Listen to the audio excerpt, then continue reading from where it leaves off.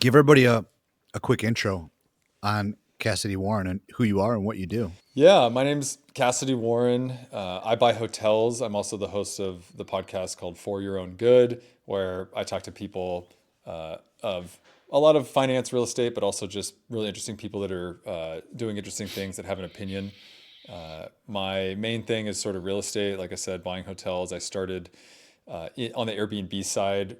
My wife and I rented our spare bedroom out for like 35 bucks a night back like OG original Airbnb days, and took that and turned it into 9 short-term rentals over the course of 5 years, which we are now like consolidating into Mm, be able to go invest into more hotel projects and more luxury flip into short-term rental, right? So we kind of bought a mm, lot, and then we're like, oh, mm, maybe we want less. Like we want mm. to keep growing the portfolio, but maybe we don't need as many just because we don't need to manage as many, right? So we've hired a team, we've got people, and but we've just kind of learned more of what lights us up. And so that's a Hmm. huge focus of what I'm doing right now is really just focusing on the things that I want to do, creating more content. The podcast has like been really exciting and a lot of fun. I'm traveling for that. I wanted to prioritize in person, Hmm. and I want to do video so that that way I can get more content. I can create content for my guests, Hmm. and it's kind of a fun. It's like I'm going on tour a little bit. Like I've been to Joshua Tree, Austin. I'm gonna go back to Austin. I'm going to Scottsdale this week, uh, Solvang, California, which is where one of the hotels are. But yeah, it's been a lot of fun. It's been a lot of fun. That's cool. It's kind of similar to. Do you follow Chris um, I think Williamson, who runs Modern Wisdom podcast? He does Yes, that. He love Chris. travels. Yeah. I've been watching a lot of his podcasts that he's done on smaller podcasts because they ask him a lot of questions about how to scale, what are the best processes, like, and he gives a ton of details. Like I've just watched two of his recent or podcasts from back in like 2023, 2024 before he really blew up. Hmm. And it's interesting to watch because it was before the Matthew McConaughey Mm. interview, which is I think what really kind of skyrocketed him into Hmm. everyone's ecosystem. But he gave a lot of great details, and it's great because it's already some of the stuff that I'm already thinking of and doing, and it feels good to know that I'm not like crazy for thinking of some of this stuff. But Hmm. there was an interview he did where he's like, well, this is before he did all in person, and he was still doing some remote, and he said, well, I'd either have to have everybody come to Austin where I am, and that feels like a big ask of everybody, Hmm. or I'd have to go travel all over the country all the time, and I'm not going to do that. And so Mm. I think that's kind of funny because he did build out a studio, and everyone basically travels to him now for in person. And then I'm doing the other end of like, well, nobody knows who I am, so I need to go. I need to go to where the Mm. people are and like really try to nail down the interviews and just like shoot my shot and try to get bigger guests and create this sense of urgency around getting podcast guests, Yeah. which has worked out pretty well because I'll go into a city like Austin and I'll have maybe 4 or 5 interviews scheduled. And while Hmm. I'm there, I'll grab another 1 to 2 interviews just based off of networking or being like, hey, I'm in town, and people show up. And Mm. so it helps having that sort of time box deadline and urgency around just like being in the city. So That's very cool. I never really thought of it doing like that. So, can you send me those episodes so I can watch those as to how he was scaling? 100%. Yeah. Yeah. I've got them both saved and downloaded so I can go back to them. Cool. So I'll send you those for Thank you. sure. Yeah. Yeah. And again, it was him with like, you wouldn't even know who these podcasters are, but Yeah. I think they're in Austin. And so he was like going on their shows and just giving them a ton of knowledge. So I mean, I think that's been one of my biggest challenges with starting this is there's a lot of like I made a list of all of these guests, the guest wish list that I would love to have on the podcast. And I'll reach out to them with either like DM them through Instagram or I will reach out to them through their contact page on their website. And obviously it's a numbers game, right? You might have to reach out to 100 to get one or 50 to get one. But it's tough. I mean, it's hard to get some of those more high profile guests on a podcast.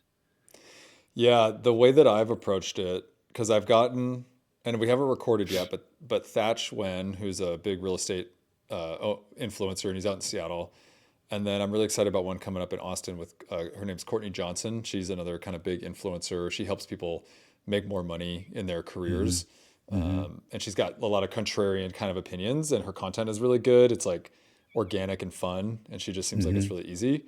Mm-hmm. And so she's a bigger one. But what I've been doing is I've been saying, hey, this is what I do real quick.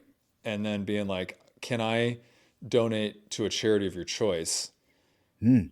Or like if they have a community, I'll say, or can I have one of your community members on the podcast as well? Mm. Like as basically trying to say, because they don't care about the money. Like I couldn't pay them to be on, you know what I mean? Yeah. And Yeah. and sometimes I'll be like, I'll be really efficient with your time, but you have to kind of fit in like your energy and your vibe and like why it's useful for them to do it just like within like a couple sentences. Mm-hmm. Mm-hmm. But I've found that I don't know if this is why they say yes, but me saying I'll donate to a charity of your choice, and I don't say how much, so so Right. it's not like I'm overcommitting something, but I'm saying Yeah. at least they see that you're like not just trying to take, right? So being able to show that you're giving Mm. value. And the other thing that I've done, and I think this might have been why I was able to get Courtney, is someone I knew was looking for a guest, and she does a lot of like basically all female guests, and I was like, oh, you have to have Courtney on, and so then she ended up going on that podcast, and when I messaged Courtney, I was like, oh, hey, by the way, I was the one that referred you to Renee, Mm. and so like being a connector, like trying to Mm-hmm. trying to give, and like just put it out there too, and then also having your content on your Instagram up to date. Like, Yeah. Yeah. so if I'm going to reach out to somebody, I might talk about something on my stories that is interesting to them or that I think might resonate with them, so that if they do check my content, it looks good, it sounds good, they get the vibe, right? I don't want them to go to my Instagram and there's nothing on there, or Mm. my content looks like shit or whatever, right? Yep. So Yep. they need to, that your resume is your Instagram page. And so, I've only got a Yes. couple thousand followers, but if I don't have any content that makes sense or resonates with them, then why would they want to be on the show? Sure. Absolutely. Yeah. Yeah. Which in itself, as I'm learning, is somewhat of a full time job as well as the content game and the whole social media game. It's a lot of work.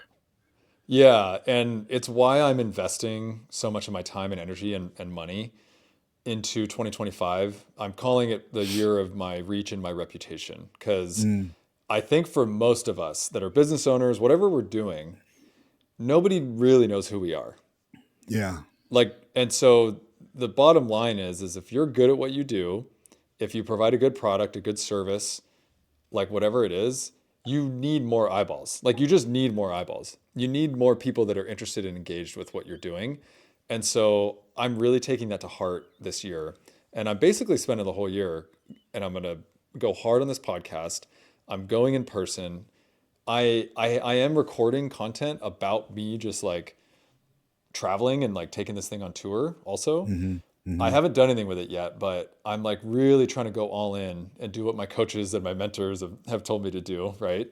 Mm-hmm. And so it sort of clicked that it's like, yeah, if I want to do the things I want to do, more people need to know who I am, so that I can have these experiences or go connect with people or partner with people on deals or whatever it is. But I think the more people that know who you are, the more opportunities will come your way.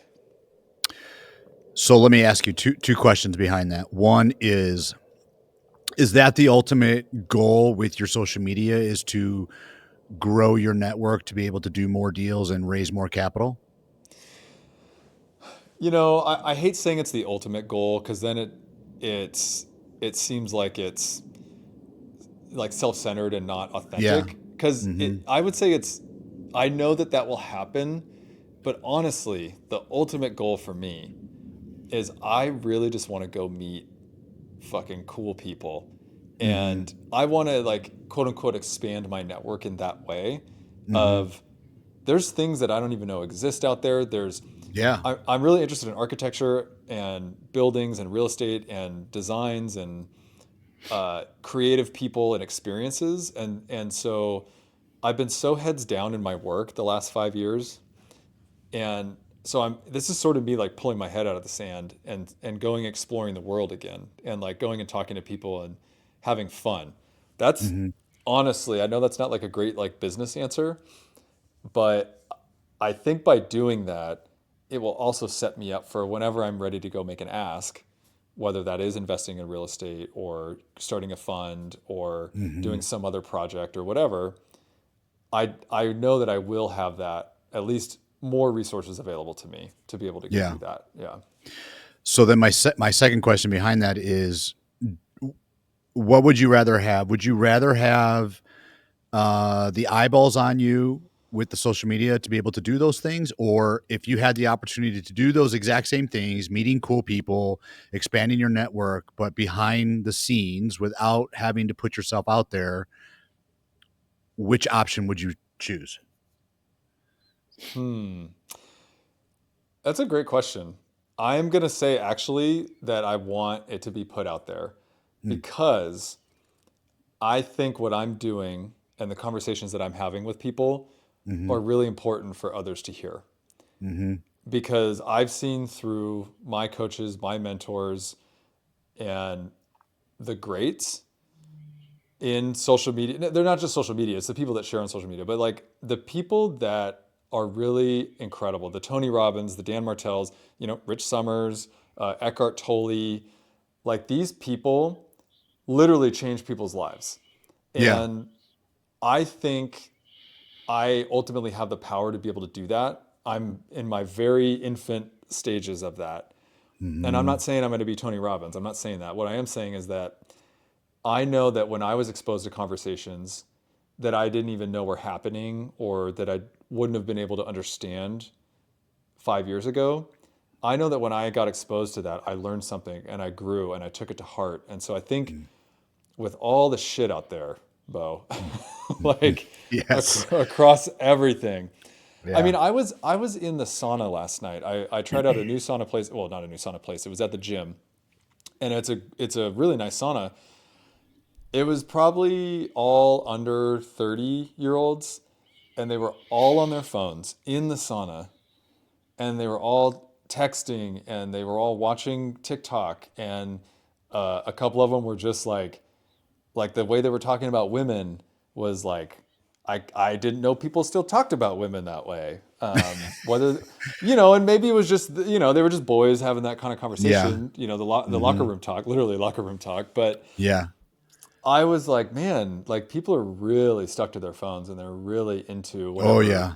the algorithm's feeding them. And so if I can wedge my way and try to give some light and some positivity and like have have them exposed to other conversations that maybe they wouldn't hear, then I think Mm. that's important. So to answer your question, in a long way is maybe a couple of years ago I would have said, "Oh, if I can do the same thing, I'll just do it without doing social media." But now I see the power, and I think I want people to hear these conversations. Interesting. Yeah. No, I mean it's definitely a powerful tool. I just, I see both sides, right? Like I have friends that are multi millionaires that have no social media at all, right? And they are killing it in the game, killing it, in all industries, right? Because I have friends in the gym business, I have friends in the real estate business, uh, you know, uh, guys that own 10,000 doors, and you would never know that they own that kind of real estate, right? Guys that own several gyms, uh, or large brands, you would never know, right? And then you see the other side, like you said, like Rich Sommers. I mean, that guy is crazy good at how good he is at networking and bringing people together, like Yep. insanely good. And I feel like he doesn't even try, he just has this magical touch to bring people together, which is very cool in itself. So I see the benefit to both. I think it's just what's your personality type. It's for me, it would be option two. I would much rather just be behind the scenes, not put myself out there. I think the only thing I would put myself out there with is the podcast. Like I really enjoy the podcast because I love talking to interesting people like yourself or you know, like for example, Carl. Right? We both know Carl. Carl's I crazy. I mean, love Carl. I had him on like episode like 3 or something like that. I was like, okay, I'm just gonna have this real estate guy on. Who would have thought that he's got this story that just blew my mind, right? It's insane. Insane Insane. story. Insane story. Like So you think you have a hard life or you think you've yes. gone through challenges, like go listen to Yeah. Carl's story and like Yeah. I don't Yeah. understand how people make it through that stuff. I don't get I it. know. I I know. can't comprehend how I would do that myself. Yeah. Yeah. So like that stuff to me is just it's cool as hell. Yeah, but that's what I mean is like that's why I think it's so powerful. But that's also the great thing about society and the world is like we need the Bows of the world. We need Hmm. you to be you, and we need me to be me, and we need other people to be Yeah. themselves. Like I think that's the point too. Part of Yep. part of the message is like trying to be your most authentic self, Hmm. and also operate in your zone of genius. Like Rich's zone of genius and his superpower is connecting people and Hmm. also creating money. Like he creates stuff out of thin air. Like the Yeah. holiday party with the Yin Yang twins at the mansion in Yeah. San Diego. He created that Right. out of thin air. He thought Or that up and he created it.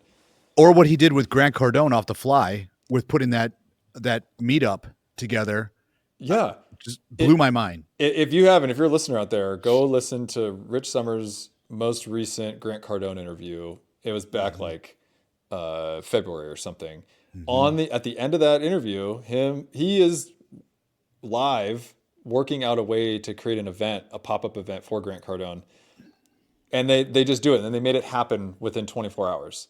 Yeah. That's like when Rich and people like Rich talk about like speeding up the time from which you make a decision to which you take action Yeah. is how you become successful. It's 100% true. And so the things that I've learned from Rich are that like Hmm. just execution, Hmm. execution on things, Hmm. Yep. and then the power of being connected, the power of Yes. creating things, and the power of connecting people, and also just giving. Like when and the reason I'm talking about this because I think it's important for people to know that at the top, people collaborate. And so Hmm. when I launched my podcast and I was like down in San Diego doing some recordings, I ran into Rich at the gym and he just stopped me. He's like, "Hey, dude, I've been thinking I got someone that you should have on the podcast. I'm going to text him right now." And he literally texted him right now on a group chat, and I had him on the podcast the next day. Mm. Like Rich wants to help people. People at the top, they do want to help people, but only if you want to help yourself too. Like if you're Yes. doing something, Yeah. then people want to help you. If you're just taking or Yeah. wishy-washy on your vision or whatever it is, people don't want to help you because it's not worth their time. Yeah. I was part of Hunter Thompson's Raise Master Mastermind. He would literally, and I've said it on the podcast before. He would literally say that expression all of the time. Money loves speed. Yeah. It's a great expression, and I say it at work all the time because one to remind myself, right? Because a lot of times you, as a business owner, you sit back and you're like, okay, let me analyze this. Should I be doing this? Should I go this way? Should I pivot this way? What happens if you start doing all these what ifs, right? And then you start overthinking it and you get analysis by paralysis by analysis. But all of the people out there that are at the top of the game, they're like, just be a bull in the china shop. You're going to break things, but you can fix it along the way. You just have to just keep executing and keep going, keep going, keep going, because money loves speed and money loves execution. I It agree with you 100%. Yeah, it does. It really does. I mean, and if you think what you're doing with money is you're buying value, which is a Yeah. lot of value is in time. And so Hmm. money loves speed because a lot of times you're buying your time back or you're accelerating something. And the quicker that Hmm. you can accelerate something, the sooner you get the value from it, right? Hmm. Hmm. And I don't have a good analogy on that right now, but like if you can accelerate something, you're accelerating the value or and the time at which you receive that Yeah. value. And Yeah. and that's something else I've learned from Rich, my other mentor Dan Martell. Like they execute, they just go. They don't really worry about the consequences or what other people are going to think of them. Yeah. They don't like. I get anxious about even organizing like dinners. Like, oh, who's going to show up and this and that? Is it just going to be me and one other person like staring at each other when I thought it was going to be like 10 people or, whatever. Yeah. Yeah. But Rich and Dan, it doesn't matter. It's like, no, I'm hosting a founders dinner. Anyone that's a founder, show up. Like, here's what we're doing. I'm hosting a founders hike. That's And a good so idea. it's a great hike, or it's a great idea. It's a great idea. Oh, that's so cool. Because again, you can meet really cool people. When I spent time with Dan and when I spent time with Rich, that's the biggest takeaway for me is like, you literally just need to go meet more people. If you are a good person and if you're doing something with your business, if you know how to communicate well Mm. and you meet more people, you're going to have more opportunities and you're going to be able to help other people too. So that's the other thing I've been trying to do is people have been so gracious for like coming on the podcast and like connecting me with other people. I am doing everything I can to help those people when an opportunity comes up or as I can. So like I went on someone's podcast that does residential assisted living, Mm. which is not my thing, right? I think there's a lot of money Yep. you can make in it, but it's not my thing. And so this Yep. property came up. This property came up just nearby, and I sent it to him. I was like, "Hey, I've just been thinking about you on this property. I think you can make a lot of money on it. I know this neighborhood. I don't know your model, but I think this is underpriced based on what I know." And he was like, "Oh, well, you can have it." Da, da, da, da. I was like, "Well, no, it's not my thing." He's like, "Well, I don't want to step on your toes." I was like, "No, dude, like take it. Like I want you to make money on this. Like Hmm. I'm not gonna do this. You should go make money on this." And so Hmm. that feels good to be able to do that for people too. For sure. Yeah. I wonder if he'll. I wonder if he'll close on that deal. How cool would that be if you brought him the deal and he closes on it? I love it. Yeah, and he's got a cool model. He's a physician Hmm. from the Army, Marines maybe, and he has a fund basically with Hmm. other physicians. I don't know if they're all military. I think they're all physicians for sure. But that's his business. Is he does physician, but then he also organizes a fund for them to go invest in real estate. Do you think? I know you're kind of focusing on the short term rental, especially like the boutique hotel. Like, is it more boutique hotels, not hotels, right? It's more boutique hotels that you're looking at. I would say hotels. You could call them boutique, but there's one that we're looking at that we're under contract for. That's a 93 unit Mm. in Palm Springs. So that's a hotel, you know. Hmm. But you're bringing in newer elements and updates and things that might make it more boutiquey, or at least better design, better amenities, more amenities. You're making it feel more intimate. That's something that I like to do. Is like increase the privacy or the feeling that you get on a property. But yeah, that's where I like to live is on the short term side. So whether it's a Hmm. like a luxury short term rental or boutique hotels, I'm not a long term rental. I'm not a multifamily. That's just not my space. I understand it. I just like the short term stuff better. Sure. So you hyper focus on one asset class, which I think gives you a hyper competitive advantage, not only because it's more of a specialty asset class, but also because when you hyper focus, as they say, riches are in the niches. Do you think at all that you in will you invest outside of that asset class, or are you just right now just that's your laser focus right now is the hotel side? I think, yeah, right now it's hotels and luxury short term rentals because we've got our model figured out and we have operations teams that are set in place. Like right now with the luxury short term rental, we just have to go find a designer and like a project manager to make sure that we can execute on it. And then literally after everything's done, it plugs into our system Mm. and it just runs. So that's really nice. Like once you get to that point, you should really go Hmm. all in on continuing to scale that, right? Because we've tried to build the machine that builds the machine. Yeah, yeah. Yeah, and so now we're getting better at buying back our time on design and picking the finishes and like we don't want to do Mm. that. We want our vision to be executed, but we need to now pay someone to do that piece. Do you But have anybody, or do you need help with that? we depending on the area we do, um, but availability and Hmm. I think eventually it would be great actually if we brought them in-house. So my In-house, wife yeah. is really kind of running that side of the business, and we're talking about, should we bring someone in-house that can sort of be an assistant and also help at least go like procure and pick stuff. Like my wife can be Yeah. the lead designer, Mhm. but someone that can go like pick three options of everything and Mhm. present them, right? So Depending on the market, I might have some context for you. We could sync up after the show, but I have some construction people that, again, depending on the market, they could be PM, CMs, architect, designer, that could probably help you out. yeah, for sure. Yeah, we're always open to talking to people. So, but yeah, and then the other thing with picking one asset class and sticking to it is you just get really good at it, Yeah. and you're not building a bunch of different businesses. Yeah. So even before, we're in Tucson, we ended up buying and doing a lot of properties in Tucson because that fits our model. And then we realized that when you can co-locate all of these properties, it makes everything easier. Because we were Yeah. buying in a bunch of different areas, and it's really, you're basically standing up new businesses in new locations in different states, and that makes it a lot harder.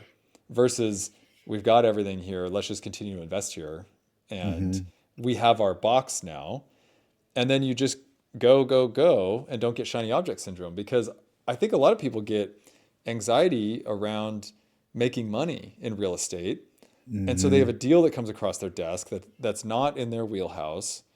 Maybe it makes them money, but it's a distraction from like maybe building your business a little bit bigger than you could have. Sure. Yeah, the real estate's really interesting.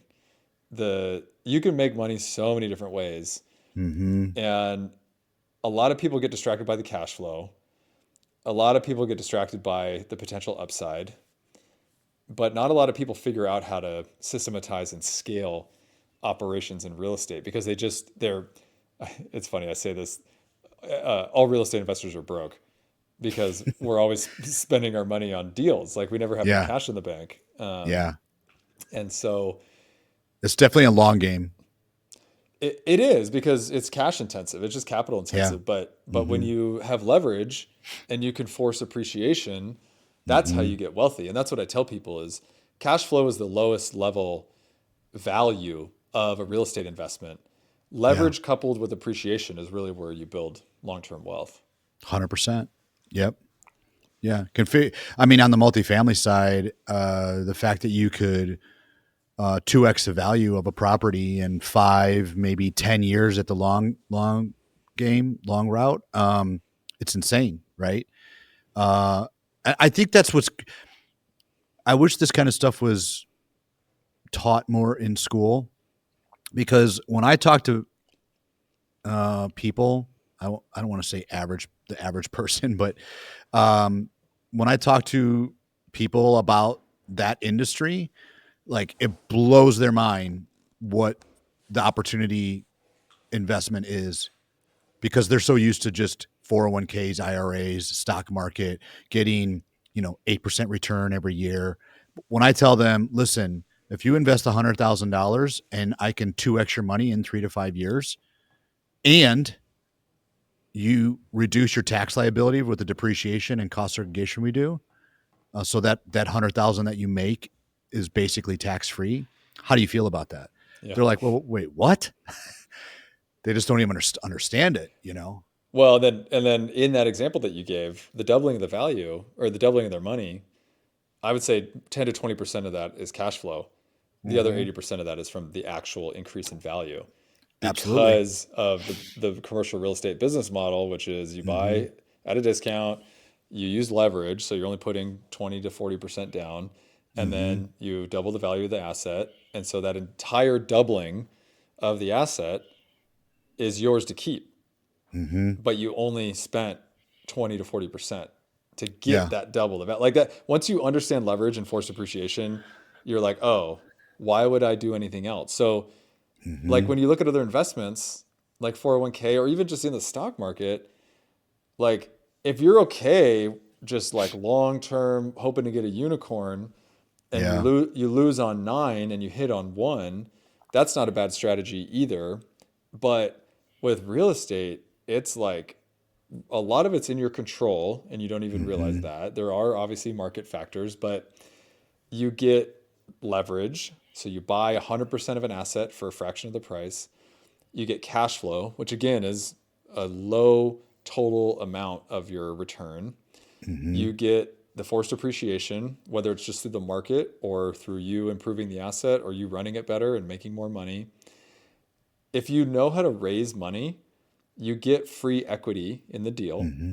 Mm-hmm. So, like, you could own a portion of this asset for free just by going and raising money. Yep. And then the last piece, which is my favorite, like you said, the cost segregation and depreciation, Mm-hmm. where you get essentially you get to write off all your gains, all your income, Yep. and if you do it right, if you have another job or another income source, you get to apply it to that too. So like no other investment does Mm-mm. this. Literally, you don't get that many benefits on any other investment. No, 100%. I actually just recently, a friend of mine put a post up, and it kind of took me aback because I was like, wow, I never really thought of it like that. But she was explaining how if you go out and you buy a home, like to rent out, um, and let's say you got to put, you know, um, 30 grand down on a home, and you can rent it out, and you're going to make 300 or 400 bucks a month. And that mortgage is a 25-year loan, and you repeat that process, 5, 6 times, with just a home. Okay. You have just built yourself a mini annuity by the time you're ready to retire, because at the end of that 25 or 30 years, you've paid off the loan, your rent, you're now collecting all of the rent because you have no debt service, right? So you're making 60 grand a year just on cash flowing 5 properties. That does not count, like you're saying, the appreciation of those homes 30 years from now. That is also tax free money that you can use to borrow against. So there's alternative ways to invest your money outside of just 401ks, IRAs, the stock market, that are lower risk at higher yield. Mm-hmm. Yeah, I mean, I tell people all the time because there's people that are like, "Oh, I want to quit my job," and I'm like, "Do you really want to quit your job, Mm-hmm. or do you just not have the right strategy in place?" And so, if you want to quit your job, you need cash flow, or this is the other thing I tell them: maybe you don't need cash flow, you just need to wait for one big deal to hit, and Yeah. then you live off the big hit while you then go invest more of your money. Yeah. But for a lot of people, what I tell them is if you're a high income earner, like go buy an Airbnb in the best location for the highest price and like appreciate the hell out of that for the next 5 years. Don't worry about the cash flow because if you got a high income job, like you don't necessarily need to cash flow. You can lose cash flow every month. And if you buy right in the right neighborhood with the right Airbnb, you can make a lot more money just on the appreciation. And then Mm. also the cost segregation and depreciation because if you buy an Airbnb, that's the only asset that the IRS allows you to cost segregate and depreciate against your active income if you're just a normal employee. What if you've got like 4 or 5 of them still? You could cost seg and depreciate against your active income. Oh yeah, yep. Because basically, if Wow. yeah, if you have a W-2 or let's say you're a consultant, basically if you're not a real estate professional, you Mm-hmm. can't really take advantage of depreciation. And Mm-hmm. so, like, but if you buy Airbnbs, there's separate rules for Airbnbs that are basically considered active. So you're allowed to offset your active income. There's certain rules you got to follow, but like if you're setting up an Airbnb, they're very easy to hit, right? It's called the short-term rental loophole.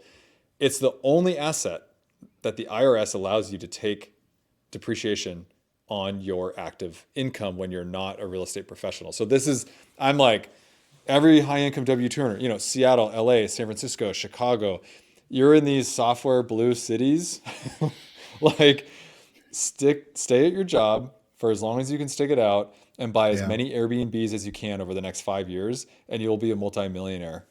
And then if they're not cash flowing and you're ready to quit or whatever you're going to do, you just 1031 them or you sell them and you figure out how to offset your taxes after that. But go buy as many Airbnbs as you can over the next 5 years if you're a W 2 income earner. Uh, Do you think that the Airbnb market is dwindling because of all of the laws that a lot of these cities are putting into effect, and also it's like I feel like every Tom, Dick, and Harry is doing Airbnb now. Yeah, I mean, it's interesting because we knew there was going to be regulation in blue areas like Tahoe, San Diego had been talking about it for a long time, and they actually have, I think, some of the best regulations in the country. They're not unreasonable. They allow for permits. The permits are easy to get. They actually revoke the permit if you're not using it. So they Mm. don't let you just, in case I get one, I get to hold on to my permit. So But you're only allowed one, right? In San Diego? um, no, I think you can have multiple. But I don't know for sure, but I think you're Okay. allowed multiple in certain cases, depending on Mm. where or what type of Airbnb it is. Mm-hmm. But yeah, so in the city of Seattle, you can have one. Portland, same thing, one. But then we started seeing it now in Nashville, Dallas. Mm. There's all these now like traditionally red cities and red areas that are also saying like, maybe we don't like these. Maybe we do want to tell people what what they Yeah. can and can't do with the property. And I get it. Like, there's a lot of people that started Airbnbs and they don't know how to operate, and they just have a Philippines VA running the thing, and no one's watching the cameras and paying attention to parties, and they're just trying to collect a check, and so the neighbors suffer, and I get it. And so what I would advise is go find an area that already has regulations in place. So you're going to do better if you find a place that already has regulations in place. And in Arizona, they have state level restrictions against cities or anybody dictating what you can do with your property. So Mm. that's also why we're in Tucson, because we're protected at the state level. The city can't come in and shut us down. Mm. HOAs can shut you down, but the city can't. Gotcha. And then if you're going to start an Airbnb, because what's happening is there's still demand. It's just there's a lot more people shifting to hotels and a lot of more discerning guests, and the the guests have gotten smarter to be able to sniff out the listings that are not good. They know that if you have anything below 4.9 rating, you're probably not a good host, and the listing probably sucks. If you're not a super host, they don't want to stay with you. If the photos suck, they know that the rest of the experience is going to suck. Mm-hmm. And so, and then they want certain things that are going to be better than a hotel, because they're not willing to risk having a bad experience at an Airbnb if it's not going to be like worth it. So the property needs to be really worth it. And so I think there's going to be basically, I would say, two or three types of Airbnbs that survive. One is the unique, one of one Airbnbs that you can't just really recreate at scale. The Yeah. potato, these different weird, the tree houses, like these really unique stuff. Or the other type is going to be like the big mansion, sleeps 20, multifamily union, like game room, putt putt, movie Sure. theater, like just a, pool, amenitied out, right? Like, Right. but those are kind of unapproachable for a lot of people unless you're raising money, just because you got to spend a bunch of money to do that. So Yeah. the third type that's going to survive is the best of their core product, which is the 3.2s or the 4.3s in a great neighborhood that has every amenity. The design is incredible, and the host is incredible. Only great hosts with great properties will survive, because everything else is going to get just eaten alive. Mm-hmm. Yeah. It's become hyper competitive now. Yeah, guests just know they can look at your listing and be like, this is not going to be a good time. This is going to Yeah. everything's going to be worn down. There's going to be no utensils in the kitchen. The the plants are dead. Like, people have higher standards for Airbnbs than they do hotels, I would say too. Sure. Sure. Like, Absolutely. everything at the house has to be dialed. And if it's not, Yeah. then you're going to get dinged. Do you like the Chicago market for Airbnb? I don't know much about the Chicago market for Airbnb. I do know they do have regulations. I mean, I've been to Chicago a couple times. I love it. I don't know much about it for Airbnb, Mm. honestly. There's a lot of condos downtown, so I Mm-hmm. don't like investing in condos or apartments for Airbnb, because it's basically a hotel room, Mm-hmm. and I don't know how you're going to compete unless you got a really good deal, and then you're competing on price. Sure. So I don't like investing in condos or apartments, or maybe you've got like a luxury penthouse or something like that. But again, then the price probably doesn't work, you Yeah, know. because you're searching for properties that you can add amenities and add that flair that's going to really bring the people in. You have to have something that stands out. And usually Yeah. it's some type of amenities, some type of design that's differentiating, and it's not just full of Wayfair furniture. Hmm. Like people can Hmm. spot the Wayfair furniture now. And so you need to like there's a good friend of mine, Sarah Glidewell. She's on social media. She's one of the big designer. They do it right, but they put a ton of money and a ton of time and thought behind everything. And so for me, that's why we're going luxury Airbnb, because part of it is just a wealth play.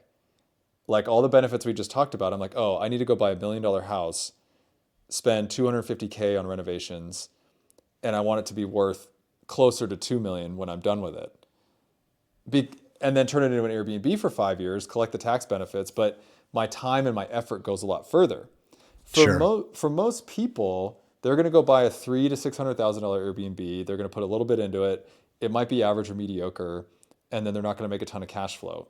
But that can also be good for their long term wealth with all the appreciation, right? So Hmm. for most of this stuff, you have to know what you want and what your expectations are.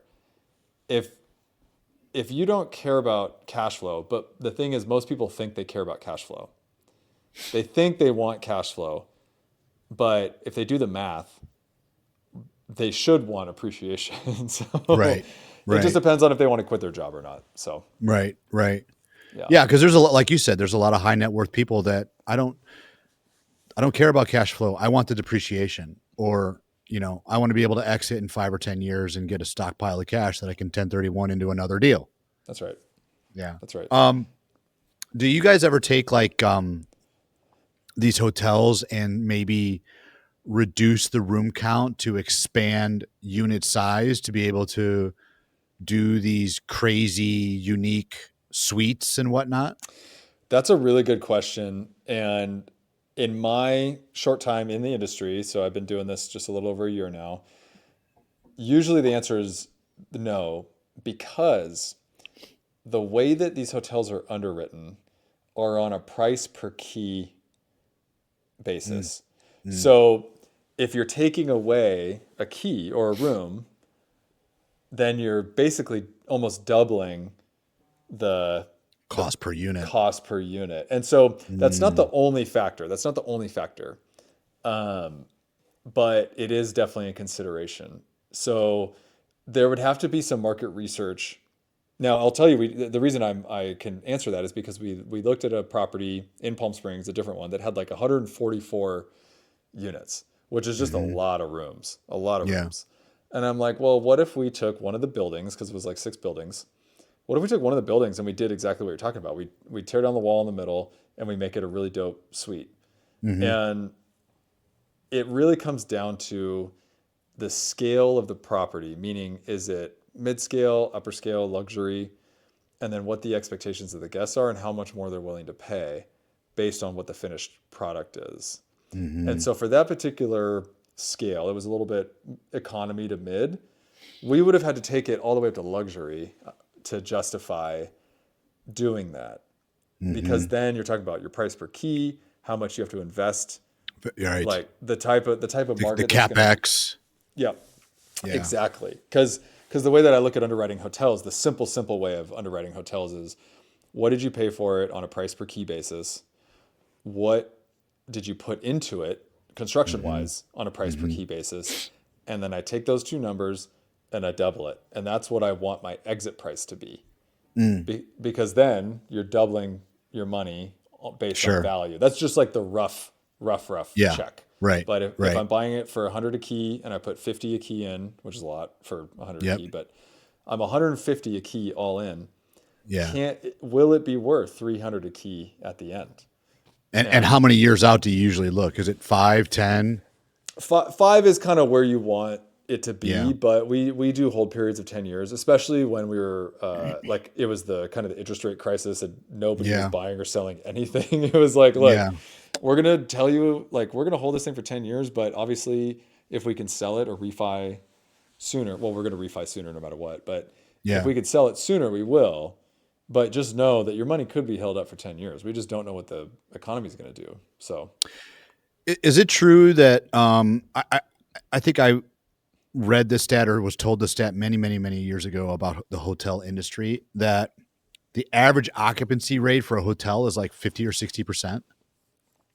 It depends on the market and depends on your strategy, because if you don't necessarily want high occupancy because there's more wear and tear on the building. It's a real thing. Mm, You go through, you're spending more on housekeeping, hmm. labor, you're spending more on Yep. supplies, you're spending more on replacing linens, more on repairs, more on utilities. And the reason that that's important is not just because it's annoying and it takes time and effort to do all that, but actually because of the way that hotels and commercial real estate are valued, are on a net operating income basis. So Yep. if you're increasing your expenses, and so let's say with the housekeeping staff, if you need a plan, so if you're going to operate at 50% occupancy, that's a different staffing plan than 75% occupancy. Sure. And Sure. so you need to know that you're going to be spending that extra money, but that you're going to get that on the revenue. If you're not, you're actually devaluing the property.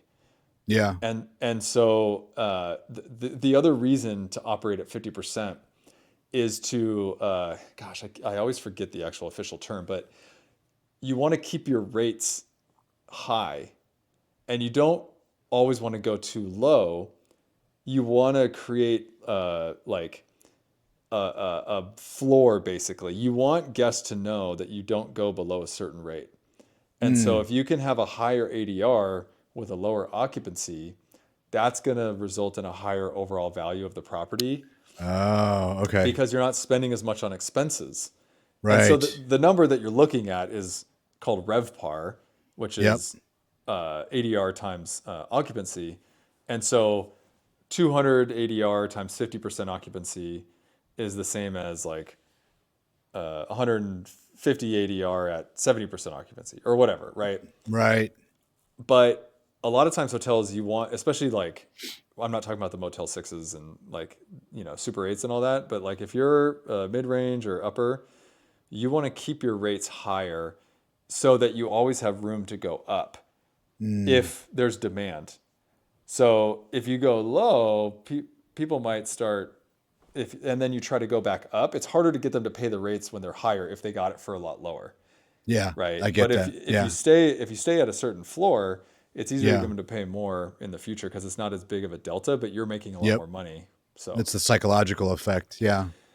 it is, yeah. There's a Yeah. term for it's like rate strength or something like that. I forget the term, but Mm. I totally get that. I mean, just from the gym industry, depending on the months, when we get more check-ins, way more wear and tear on the gym, right? hmm I mean, uh, like for me, being near Chicago in our winter months, January, which is usually a higher traffic month, we almost get double the effect because if the weather is shitty outside and we got all that snow and salt, that's getting tracked all over the gym. We've got, you know, 1.5 to 2 times the number of check-ins that we normally get. So the staff is working even harder to try and keep up with the cleaning. Plus, they're working even harder to keep up with people that are trying to join. Now, mind you, January, I don't think that the New Year's resolution thing is as popular as it was 10 years ago. it was dead this winter for me. I It was, was, yeah. yeah. Yeah. However, I mean, still January is a busier month compared to other months of the year, but I totally get that the more occupancy, the more check-ins you get, the more wear and tear you have on the facility. Yeah.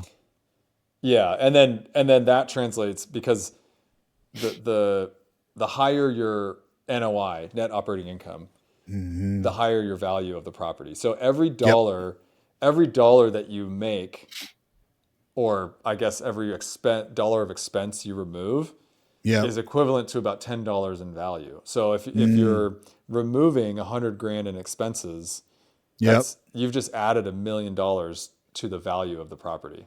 Yep. That's Yep. why it's so important in commercial real estate in the hotel industry. Because when Yeah. someone comes to buy your property, Yeah. they're actually buying cash flow, is what they're doing. Right. And so if they Right. know that and they're buying at a certain rate depending on, and that's what the cap rates are.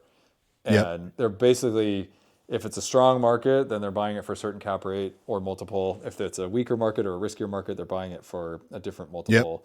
And that's why removing expenses is so important. But in the hotel industry, if you're removing expenses, then Does that affect the guest experience? Does that affect reviews? Does Mm. that now affect your revenue? So that's why it's so interesting. And similar in multifamily, you have to have certain amenities, Yeah. but you can only push rents so high on multifamily. So you have to keep Yep. things pretty lean, and they go to these digital maintenance stuff now, which is great. I think it's better for Yep. everybody, honestly. Yep. But Yeah.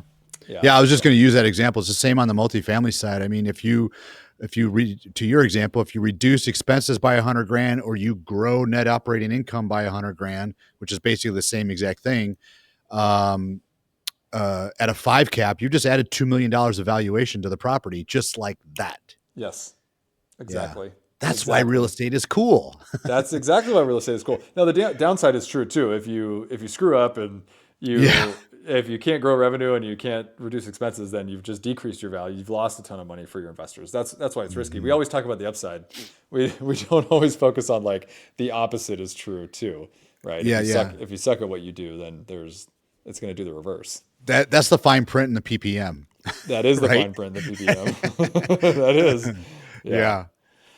Yeah. Cassidy, man, I feel like I could talk to you for another hour. I really, really appreciate you coming on. I know you're a busy dude. Where can everybody get a hold of you?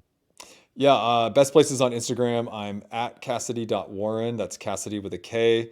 And then my podcast is called For Your Own Good. I release 3 episodes a week. One is just me kind of spitting fire as best I can. And then I have different types of guests on, whether it's real estate, finance, or just really interesting, cool people. And I'm doing all in person with video. So if you want to watch, it's on Spotify. Otherwise, Apple Podcasts. And then we'll be uploading to YouTube soon. So For Right Your Own on. Good.